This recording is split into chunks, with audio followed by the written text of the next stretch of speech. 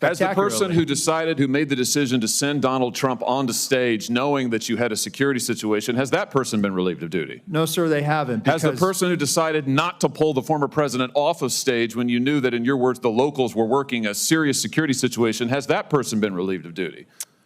No, sir. Again, I refer you back to my original answer that we are investigating this through a mission assurance.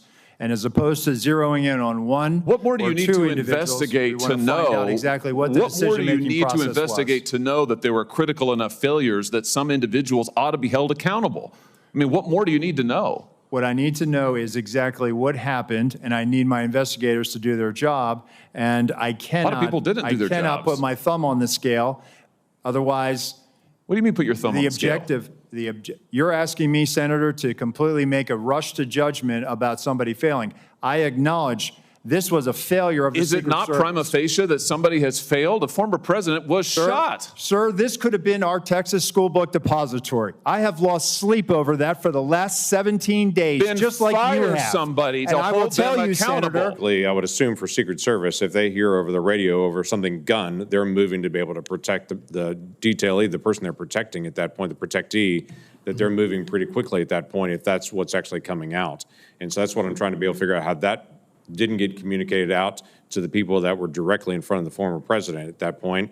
And the last question I'd have, I only have a second left, is just, was there any overhead drone? We've talked about counter drone, but any visibility that Secret Service had to be able to see the field and all the operation in their own ability? No, sir. And as was asked by another senator earlier, it appears that there was an offer by a state or local agency to fly a drone on our behalf, and I'm getting to the bottom as to why we turned that down. In 20 days, we're going to start the Democratic National Convention in Chicago.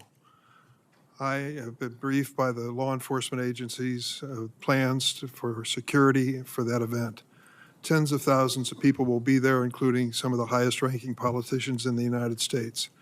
I trust that both of your agencies can answer in the affirmative if I ask you whether you're actively engaged and working with the development of security plan, taking into consideration the lessons of July 13th. Senator, that is 100% yes from the Secret Service.